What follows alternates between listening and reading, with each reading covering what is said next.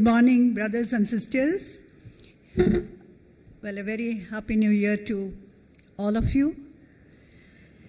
Welcome to this session of panel discussion on the theme, Our Responsibility in an Interconnected World. In this session, there are three panelists, including me, and I'm also the moderator. We have with us two great enthusiastic theosophists, Narendra Shah from Kenya and Dr. Enrique Reig from Mexico. After introduction, each panelist will be requested to speak for 10 minutes, around that 10-12 minutes. In the first place, let me introduce myself. I am Deepa Padhi, a retired professor of philosophy from Bhubaneswar, Odisha.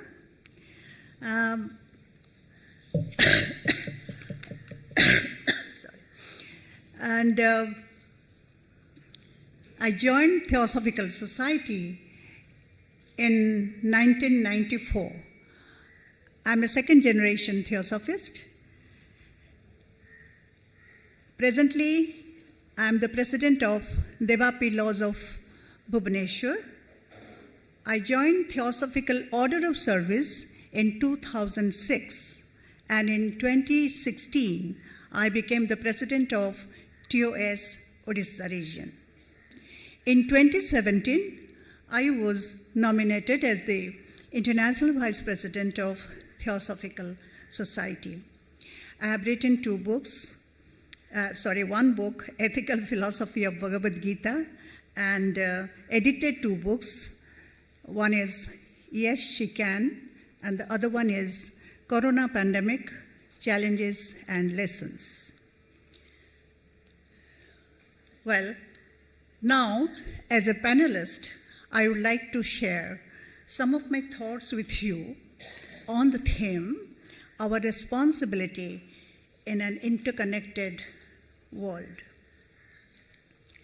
Whether we are aware or not, but the truth is, we live in an interconnected and interdependent world where every action of one affects that of the other, directly or indirectly. Our happiness and sorrows are interconnected with that of others.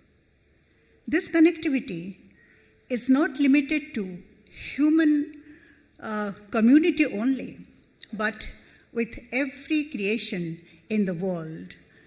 That includes all animate and inanimate. In some sense, they are our ancestors as we have evolved out of them. The trees take in carbon dioxide, which human beings exhale, and replace it with oxygen, without which human being cannot live. The small bees are necessary to pollinate plants, and plants are necessary for human growth. The environment around us gives us the energy which we get through food chain. So, in this way, we are interconnected with each other in this world, and we are more dependent on non-human beings than they are dependent on us. Being aware of the fact that our actions affect the rest brings the need of responsibility, which is very much essential in the present time. As the world is passing through a very critical time, we must be aware of our responsibility towards the rest of the world. The occult science defines human as that being in whom highest spirit and lowest matter are united by intellect. As human beings are intelligent and more evolved, they should feel responsible for the rest of the creation. Responsibility is essentially an ethical practice and is a value because it impacts others. It does express a sense of unity and commitment which you assume of others. Each one of us is responsible for wars, conflicts, social evils as they occur because of our greed, competitiveness, power hunger, and selfishness. Recently, mankind experienced the dreadful effects of pandemic, a microvirus that spread from animal to a human being in one part of the world. Each and every human being, one part of the world, became a pandemic spreading all over the world. Each and every human being took the responsibility of not allowing it to spread by obeying the instructions of the government of their respective countries. At that time, Secretary General of United Nations had made a profound statement, that is, I'm quoting, in an interconnected world, it is high time to recognize a simple truth, that is, solidarity is self-interest. Unquote. Helping others can end up helping oneself because each one of us is a part of the whole. And when whole is taken care of, the part is taken care of as well. Man, being intelligent and self-conscious, has to take care of the rest of creation. To think and care for the so-called others or the whole is to take care of oneself. The basic and most important ethical responsibility is we should not do that to others which we do not want others to do to us. This is a very simple rule, simple ethical rule, but we don't care about it. If every one of us would take the responsibility of applying this simple rule in our everyday life, there would not be any war, terrorism, or violence in the world. The religions of the world are explicitly articulate about the relationship between humans and non-humans. They not only propound the love between man and man, but underline the responsibility of man in protecting creatures who are less evolved. Man is assigned the role of a guardian. The most important one is the spiritual responsibility. As we all know, we are not physical bodies having souls, but souls having physical bodies. If I am a soul or consciousness, you are also the same, and so is everyone. Mahabhakya says, I am that, I am Brahman, or pure consciousness. There is nothing outside of it, no other. This is the awakening to the experience of interconnectedness. Once I find no essential differences between me and others, all barriers, all divisions, fragmentations, and negativities would go away because there remains only one consciousness, one whole, oneness. But generally, we don't feel responsible as we don't realize our oneness with the humanity as a whole. But as human beings, we need to know our own potentiality to expand our understanding of who am I and the purpose of our being here in this world. For this, one should have the strong determination to transform oneself, which require knowledge, meditation, and selfless service to others. One individual, just one individual, with this understanding can change the world like Christ did, Buddha did. This is the most important responsibility man has towards the world. So with these words, I come to the end of my talk. Thank you.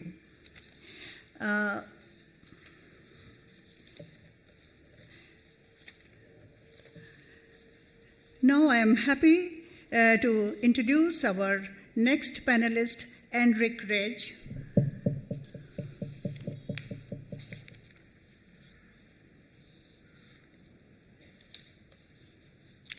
Dr. Enrique Reig has formerly belonged to the Theosophical Society for 16 years, long before he was a Theosophical supporter participating in workshops and seminars in Latin America and Spain. Currently, he is the president of the International Theosophical Federation until November 2024.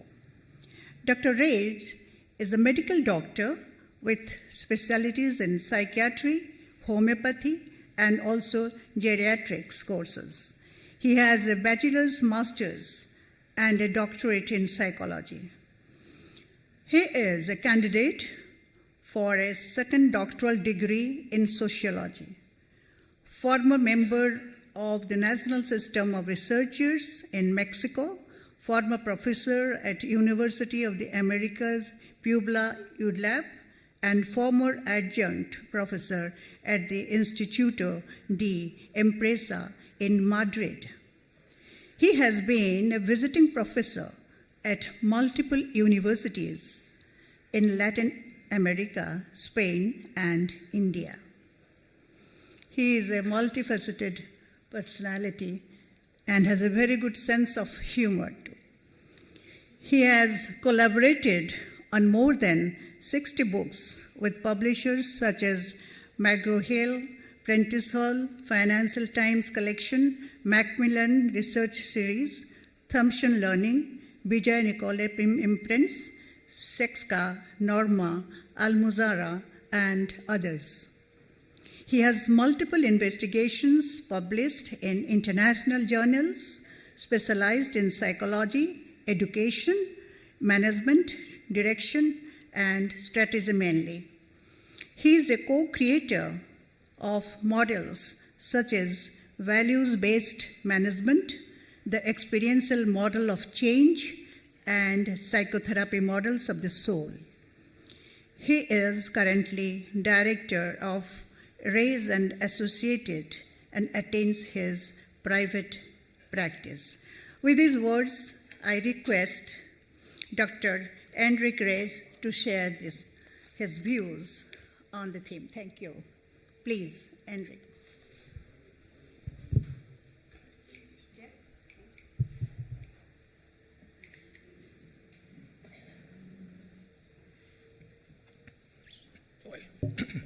Good morning.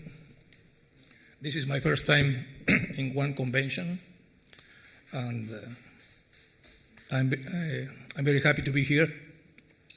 I'm going to try to do a presentation, a short presentation. Please tell me when I have my 12 minutes.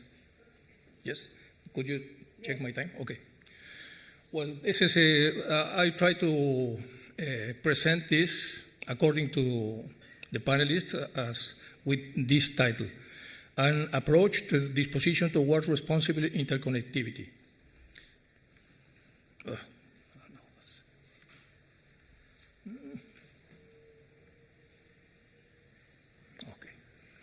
If you don't mind, I would like to start with the invocation of Radha Bournier.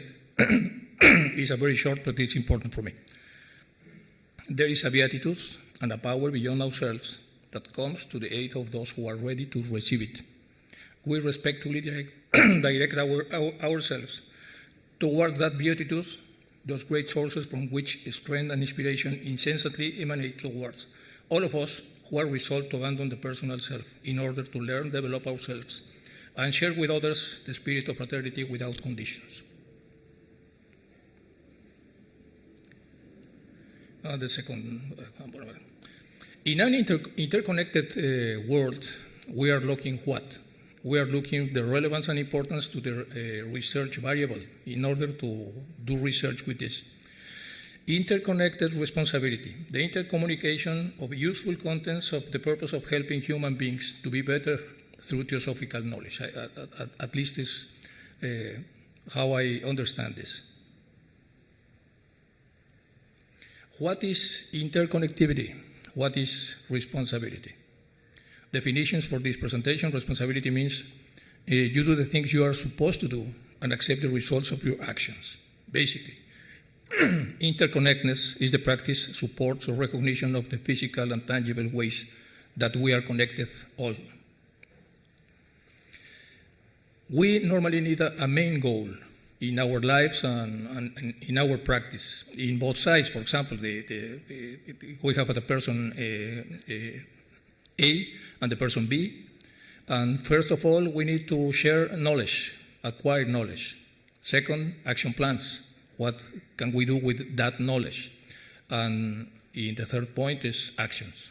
We use that knowledge, and one singularity expressed by the relationship between one each other is it means a fraternity of researchers who want to express their knowledge into the society.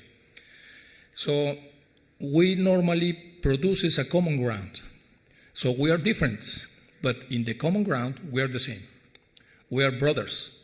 We have the same values, and we share attitudes, we share convictions, we share goals and everything. Well, this is very important. If we are ready to produce the common ground, this is a very important situation for advance in what we want. Some approximations.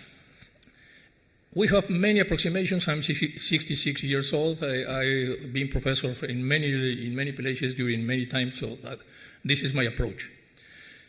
And one of the approaches, I have a book written with Isaac Hawley. Isaac Hawley is my partner during several years. We have many books together, and we have several models. One of the models is the toolbox. What means toolbox? Toolbox is with what tool we want to solve the problems of our life. And we divide the toolbox into two kinds of toolbox. Toolbox of the light with charity, compassion, pity, kindness, gentleness, etc. And tools of the shadow, fear, prejudice, harsh judgments, rudeness, etc. And we are in front of one problem. First, we see the problem. Second, we avoid automatically responses, because if the problem is very, very great and I let the automatic responses presented, probably I react against the person who is supposedly attacking me. Then I put a pause, and then I decide what kind of box I need to use and what kind of tools I need. So I choose the tool, and then with that tool, I try to solve the problem. So this is an interesting model. We use this model in many situations with patients, with students, with problematical person, with problems of family, with problems with politicians, etc. So it's important to detect the tools inside your box and to select the correct tool in order to solve the problem, to fix the problem. First goal, we have a problem. We need to put theosophy here. So In one box normally lives the inferior self, the inferior ego, and in other box normally lives the superior ego. So goal number one, establish a perfect connection with an imperfect world. What does it mean? The world is not perfect, but probably I can approach one perfection to confront it if I decide to use my superior ego, which is involved with one of the boxes. So I will connect through the best of me to seek the best in you, even if we have a problem with him. For my compassion, tolerance, respect, friendship, etc., I select the trait I need to use, and then I try to follow that tool, and little by little we are moving the relationship in order to fix in the best way for both. Well, this is one of the model of interconnection. This is one interconnection for solve problems, detecting the best part of the person who are managing this. Second approximation, compassionate empathy. Empathy, everybody knows what empathy is, but the challenge is, how would I feel if I were there? How is this? We can choose another tools. For example, love, but it's not a general love, it's a practical love. The perfect connection with others through our higher self. Love teaches us to feel as one who suffers. We feel in the other, suffer their way of suffering. And if I be capable to feel close, very close the same, then I'm experiencing empathy. If not, this is only theoretical empathy. And this is beautiful quote of Sam King, obviously this quote with some modifications. We learn to love not when we seek and find the perfect person or perfect situation, but we learn to look perfectly at imperfect people or at imperfect situations. And to look perfectly, again, is the superior self. So it's again the toolbox present here.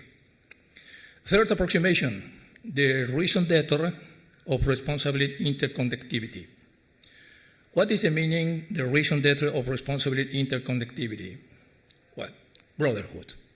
We need to do something to keep the brotherhood, or to produce brotherhood, or to increase the sense of brotherhood. We are not allowed to break and destroy the brotherhood because we are not in the correct way.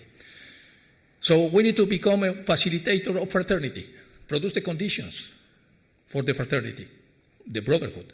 This is the goal of the Theosophical Society, to form a nucleus of universal brotherhood of humanity with distinction of race, creed, sex, caste, and color. We all know that. So we have a transmitter, the leader. This is the technical approach. We produce a bridge.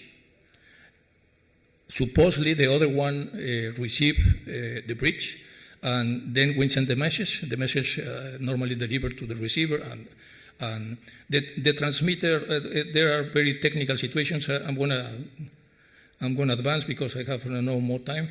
Interesting connection and interconnection procedures. We're Theosophists, so we can express special procedures of interconnections. Here we have the master.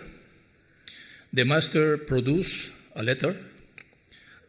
The master, we all know that, send that message to the chela.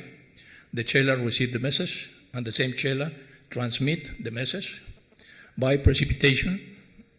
This message goes to HPV. HPV receive the message and deliver the message to CNET. And this is an unusual way of interconnection, but is real, is an interconnection.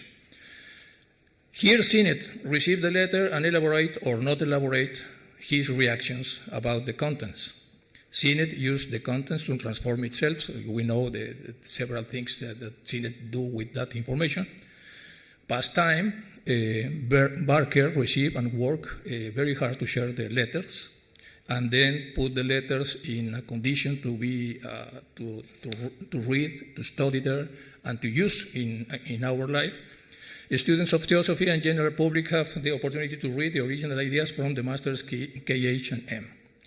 So this is beautiful, and this is very similar with the Flammarion engraving, this beautiful engraving, which is this monk putting his head in the superior worlds through information coming from the masters. This is beautiful. This is one kind of interconnection we can call, or we can mention this kind of interconnection because we are Theosophists. Interconnectivity with older brothers, our masters. Interconnectivity between us, our equals. And interconnectivity with the nature, different kingdoms. Interconnectivity with our global brotherhood. How large could be the brotherhood, the whole humanity?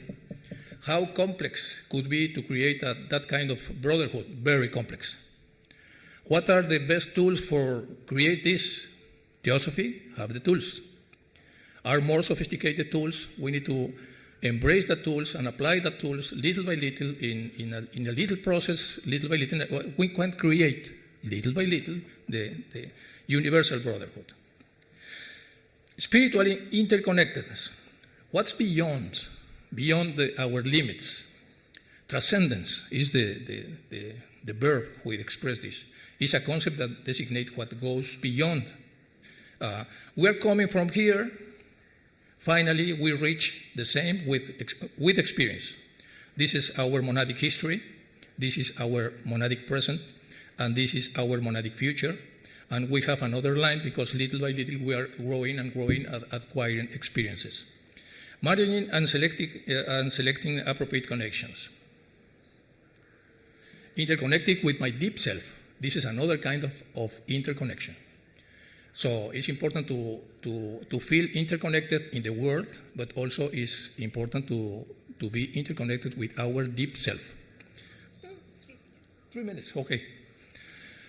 What traits do I recognize to use frequently? Well, this is the idea is connect with our deeper self.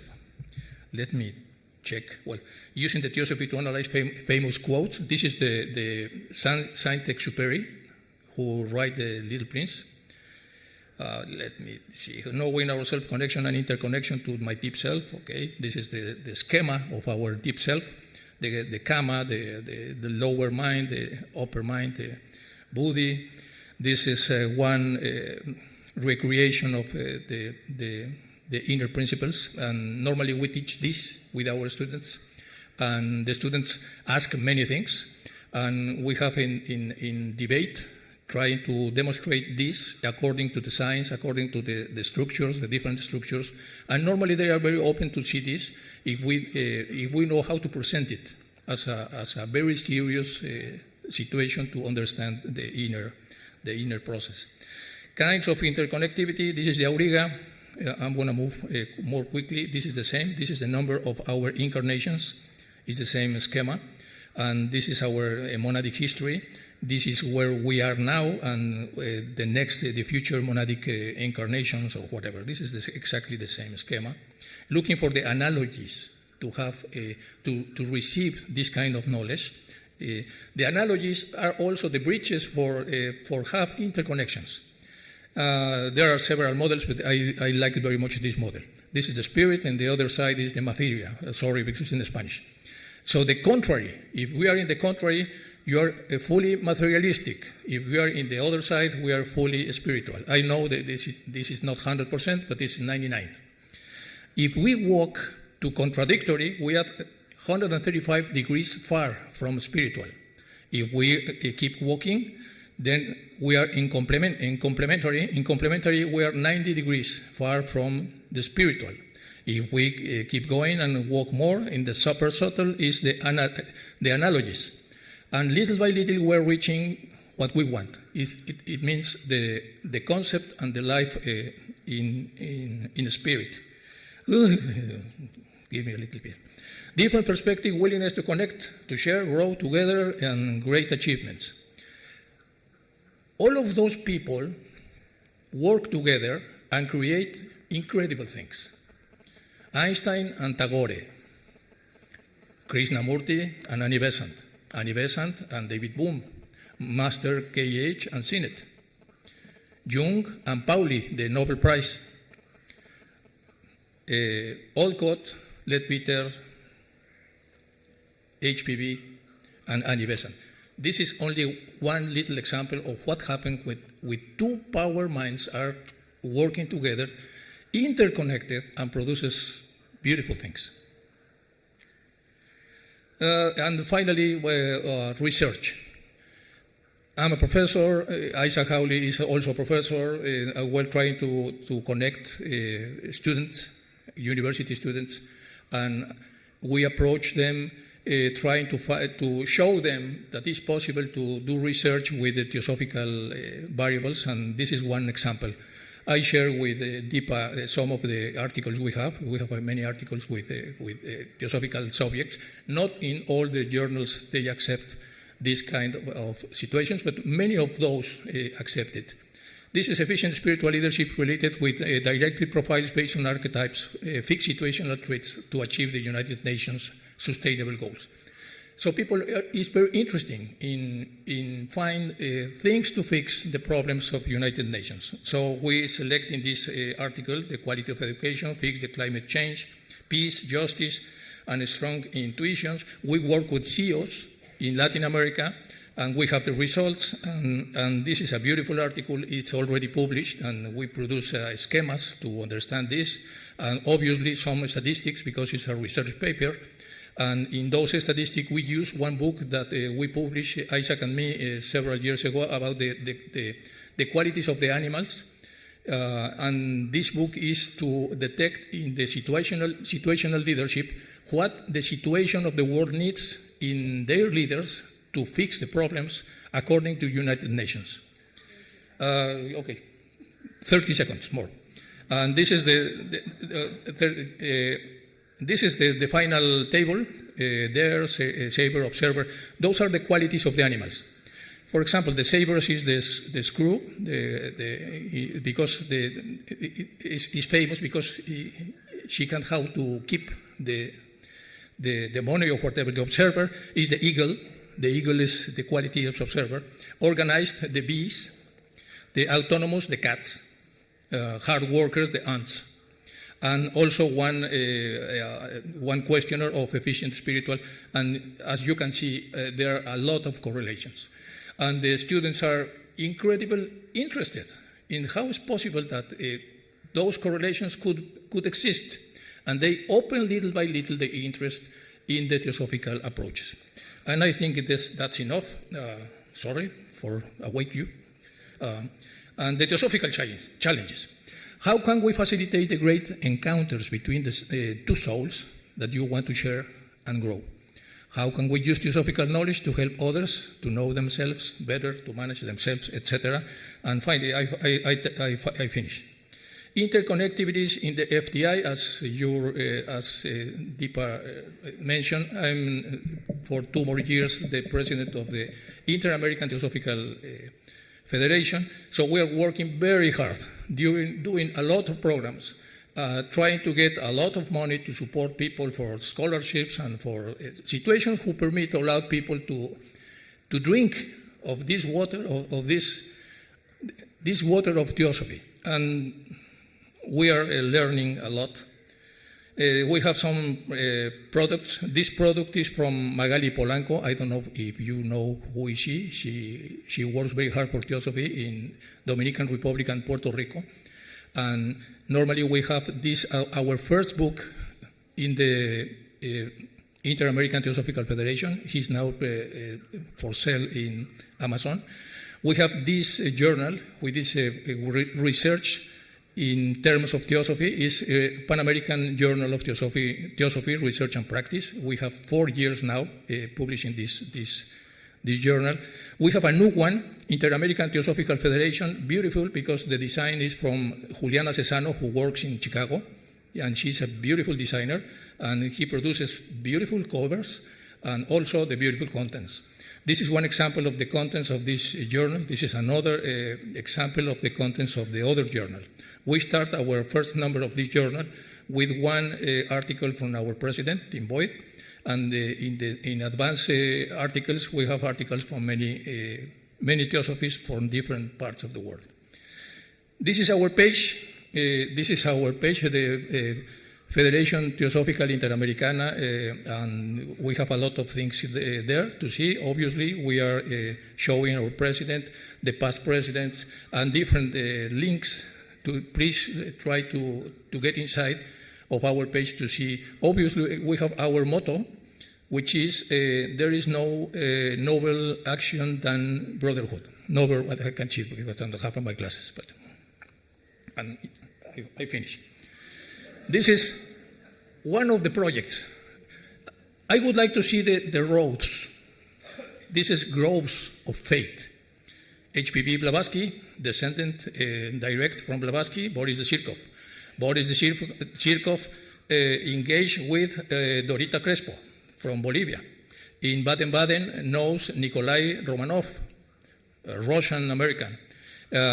He knows about Boris Zirkov, Kathleen Tingley. He invited Boris the Zirkov to Point Loma. Boris accepted. Boris realized a wonderful work and also keep the library with him. And with Dorita, Boris passed away. Dorita moved the library to Bolivia. And now we're facilitating, trying, or putting money or support for Bolivians to do a beautiful modern library. Modern library, it means that it's possible to select the libraries online, not necessarily physically, in order to allow people to read the concepts of theosophy. This is one example, and I finish. Okay, that's it. Thank you very much. Huh? Oh, yes. I know. I'm sorry.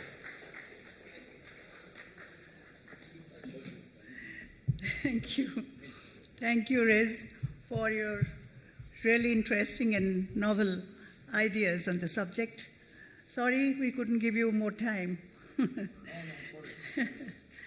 No. This is my first time. I don't know that. It's okay. It's my pleasure to introduce the next panelist, Narendra Shah.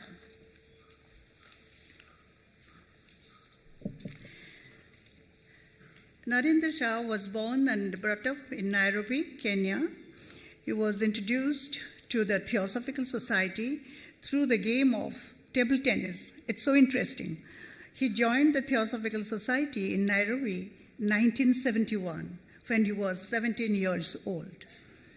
He has been very active in all the activities of the Theosophical Society in Nairobi since 1975 and of the East and Central African section since 1980. Narendra has been the chairman of the Nairobi Laws for several years and currently is the General Secretary of the East and Central African section. A good organizer, Narendra was the secretary of the 7th World Congress of the Theosophical Society hosted by Nairobi Laws in December 1982. He regularly gives talks on various theosophical subjects and has given talks in all the countries of his section. Narendra has also actively worked on the boards of a number of educational and social institutions. He is a General Council member of Theosophical Society also. I request Narendra Shah to please come and present your, whatever you want to, your thoughts on the subject.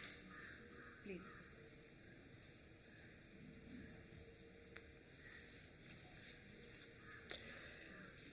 Good morning, friends. I'll try to be as brief as possible. When we talk of the interconnected world, the word interconnection means different things to different people. I won't go through the whole thing, but after landing into India from Kenya, I met a young person, a young girl in Mumbai, and we were just talking. And I said, "What does interconnection mean to you?" It was interesting to see that for that girl, about the age of 11 years, the interconnection in the family meant her parents, the siblings, a grandfather, and a couple of uncles and aunt, and a few friends. That's interconnectivity or interconnection for a young person mostly brought up in the Western culture and Western atmosphere. I then had a reason to see a doctor, and when I was talking with the doctor in Mumbai brought out a very interesting point about the interconnection and said the smallest of the microbe, invisible to the naked eye, was able to bring the whole world to a standstill, and the world was closed down for a long, long time. That's interconnection. So you see, interconnection seen at two different extreme examples. In reality, what has happened is that the world today is completely fragmented and divided. It is completely compartmentalized with boundaries, barriers, walls, cubicles, whatever you call. But for different people, this is a world, this is the world, this is the world, and that's all. There is very little interconnection. However, these ancient teachings and most sages and saints taught interconnectedness in terms of connection, not within a family or a community or a whole country, but continents and the whole world going beyond, and everything that exists in nature. Ancient wisdom talked of interconnection not only amongst the human beings, but all kingdoms of nature, minerals, animals, plants, etc. It is interesting to see that this interconnection is also extended to the entire visible as well as the invisible world. We don't have time, but invisible, fairies, nature spirits, etc., all interconnected. This type of interconnection straight away widens up our scope immensely. Subsequently, as a student of spirituality or an aspirant progresses and develops his inner faculties, this interconnection will be at a much deeper level, at the consciousness level. At that level, then there is a possibility, a greater possibility, to communicate without the necessity to use much of our physical five senses. So in simple words, interconnection also denotes or means combined, combination, union or unity, signifying harmony and oneness, unison or working in support of one another, symbiosis, working in cooperation with or having common goals, togetherness, etc. However, if we pause for a moment and take a sincere look at our lives and how we live, we see that the very education that our children get, the values that they learn and from mainly the teachers and the family, from the adults, and the overall growing up process is quite opposite, quite contrary to the real meaning and definition of interconnectedness that the ancient wisdom teaches us. Right from the very young age, children are taught separateness instead of togetherness. They are taught the concept of me and mine instead of us all. They are taught to be competitive, to become selfish, and to outdo the other. They are taught to think of personal growth and personal benefits, usually at the expense of others. Sharing or caring for others is no more a virtue. Children are taught not to share their books, their food, or clothes. They are taught to keep the best toys and books or clothes for themselves and only to give the torn or outgrown or useless things to others. They are taught to be consumerist and to accumulate most for themselves and give out very little to the others. On one side, we are talking of interconnectedness, togetherness, sharing, caring, but this is exactly what we are not teaching, or the current educational system, the current economical systems do not encourage.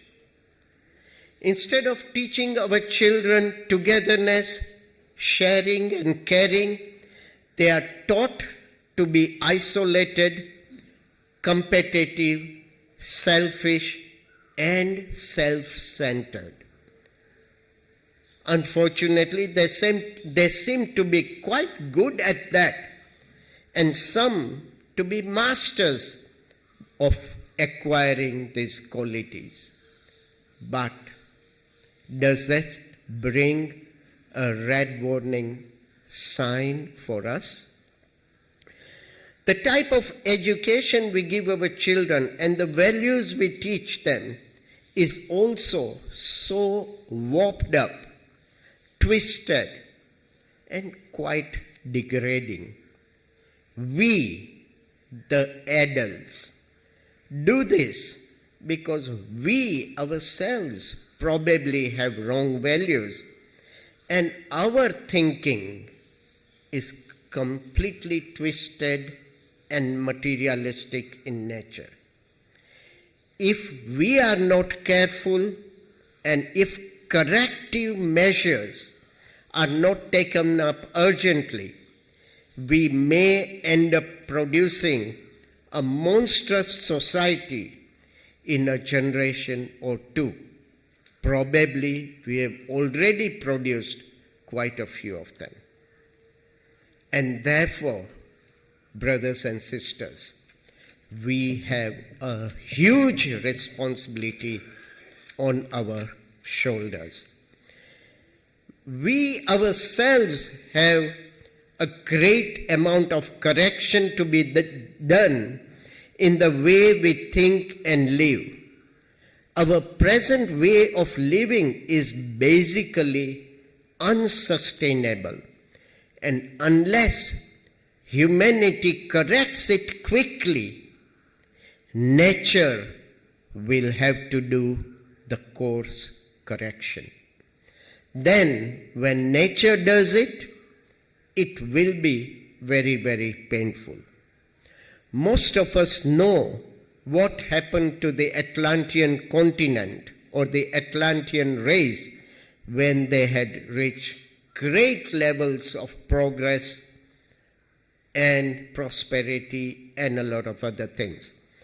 And how, when we forgot the basics, nature had to do course correction. However, for us, the fifth root race, everything is not lost yet. And we still have the opportunity to quickly make amends. Dalai Lama once said, if every 8-year-old in the world is taught meditation, we will eliminate violence from the world within 1 generation. So, brothers and sisters, we have the huge responsibility of quickly start making corrections, quickly start amending where we have faltered. We have the responsibility of spreading joy, love, and good cheer. Are we ready to take up the responsibility to teach our next generation the values as suggested by ancient wisdom? I'll stop here. Thank you.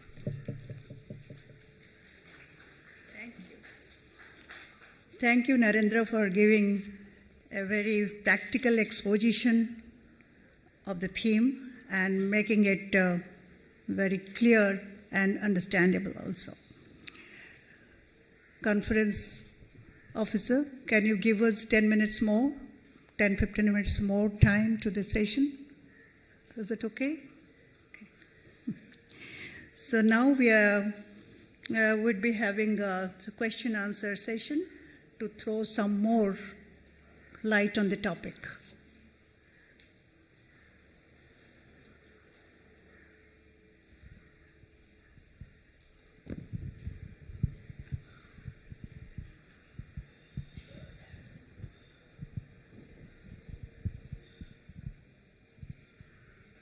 The first question is to Enrique.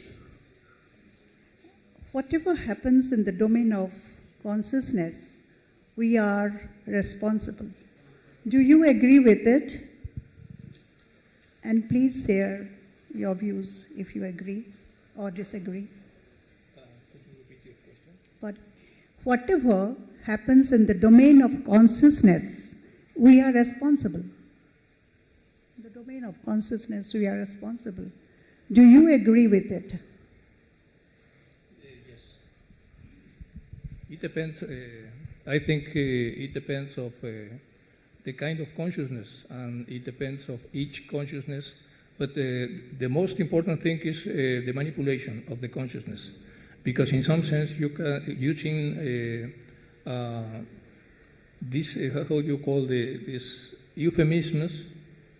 Through euphemisms, you see the things different. For example, when you kill your dog, you use one euphemism and say, I put to sleep my dog. So this is more accessible, and this is a problem of consciousness. So the consciousness, I think, it should be, as you say, very realistic. We are destroying the world. We have not much time to create conditions for survive. We have the history of in our not recent history, but something like this. So I think we need to be very careful so about the mindset, and then to apply that mindset with the reality. Would you like to throw some light on it, brother? I know we are running short of time. I will just add a sentence or two. I am reminded of a very beautiful quotation or a sentence said by J. Krishnamurti. And he said, "You cannot pluck a blade of grass without affecting the most distant star." Something to that effect. And that exactly is interconnection. And on a consciousness level, without doubt, we all know every action of ours has its own consequences, and there is no escape. Yes. Thank you. Thank you. We go to the second question. What sort of responsibility should we have towards the interconnected world? Should it be practical or spiritual? Should it be individual or collective? This is to Narendra. All of them, practical, individual, collective, but the most important, our responsibility is education, the right education. Unless and until we educate our generations with right values, everything else will fall to pieces. When the starting point is not right, then I feel everything that follows, when the foundation is not correct, when the foundation is not strong, everything that follows will crumble to pieces very soon. We have seen that when values, ethics are lost, no amount of collection of wealth, material things, etc. helps. And we have seen what is happening in the world right now. Because everyone is running after wealth, position, power, etc., we are completely taking the whole world off balance, and therefore so many issues, including the greed for owning everything around and using for oneself. I think unless we learn this sharing and caring, the world will have bigger problems. Anything to say, Enrique, on this? I think it's the same because if your position in the bottom line is to see horrible things as acceptable, you can do, and this is most for the young people. If they see acceptable, do things which are not acceptable, they follow because they normally, the conscious is very tricky because you can produce one reasoning that allowed you to kill for example, the forest, because you are thinking not that you are killing the forest, so you are producing employees. And it's the same thing. So that's why we need to be very careful to how to present the situations, mostly with the young people, the next generation. This is important for them to know how to see the exactly problem of dryness of the world and the hunger. All of those problems are not in the first page of the press, are in the page number 20, or even they are not exist there. So it's important to put that things in front of them, and it's education, as you mentioned. It's education and let them to take the correct decisions. So I think it is the holistic education which is necessary, isn't it? Okay. Next question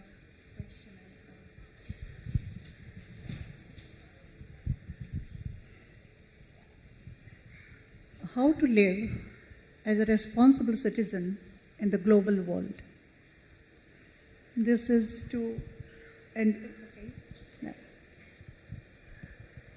To live as a responsible citizen, all our actions should be such that they reflect the greater good of all rather than good for me and mine. We should be thinking of the betterment of all. Selfish actions will have to be eliminated completely. You see, currently we live we live a life which reflects the policy of everything for me and mine and very little for the others. With a population almost reaching 8 billion in the world, there are not enough resources of any type to be sufficient for everyone. Unless we start thinking of others, it will always be the very rich and powerful countries dominating everything, and the poorer countries or the less developed countries will suffer. And there is going to be this problem of excuse me, where unless we take care of our natural resources, stop the pollution, stop the greed for more and more, we will keep on making our world miserable and more miserable. And I see a greater challenge in that type of living. Enrique? I think it's again the problem of consciousness, because concerning is very important. The global concerning, the big picture. There's a joke in Spanish, for example, the wife goes to see her husband and says, "Your secretary is pregnant." In that case, it's her problem, the husband says. "But you got her pregnant, son of a beep." In that case, it's my problem. But I'm your wife, in that case, is your problem. So the concerning, if we divide the concerning, it is not clear what is the position of everywhere to solve the problems.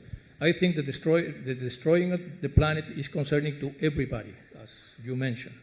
And now the challenge is how to put in terms of consciousness, in terms of mindset, that responsibility in all the people who inhabit this planet. And this is a good challenge, and it's a cognitive challenge, and I think everybody can be useful to discuss this and to see if this mindset is producing the results we want, and people really are concerning to do this, because if the people is concerning, the people will help to stop doing things, horrible things for the planet, and start to do things good for the planet. I think it's the same, the conscience. Yes. Can I just add Yes. sentence? Please. It is very interesting to see how the Theosophical Society internationally has taken a lead in this corrective measure. The first one and the most beautiful one is the starting of the Adya Theosophical Academy, where values, true values, are being taught. The second one was what we saw this morning about the Besant Memorial Animal Dispensary. And what wonderful work they are doing. This really is very, very pleasing to see in a world where everyone is doing things for themselves. Here are some wonderful people caring for the animals.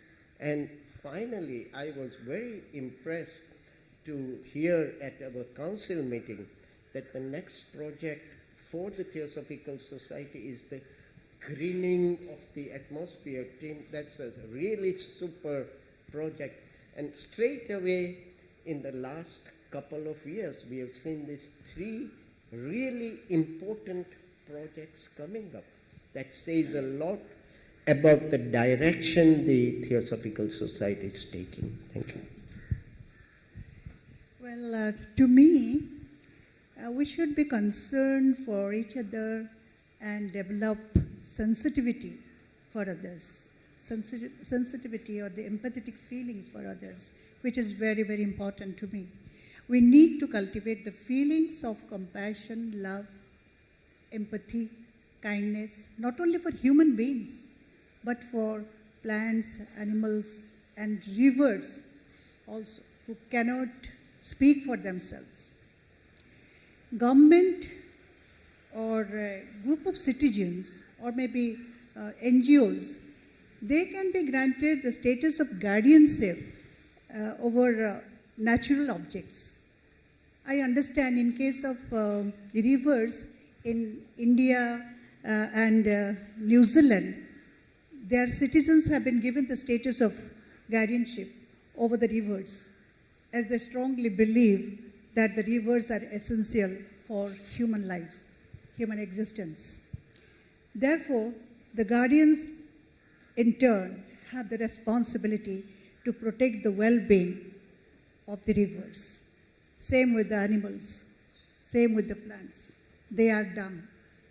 They cannot express themselves. So we need to take care of them also, as we are thinking of taking care of our human fellows, human beings, our brothers and sisters. So now we have come to an end. Thanks, Narendra and Enrique, for your erudite contributions to this session. Thank you all. Thank you.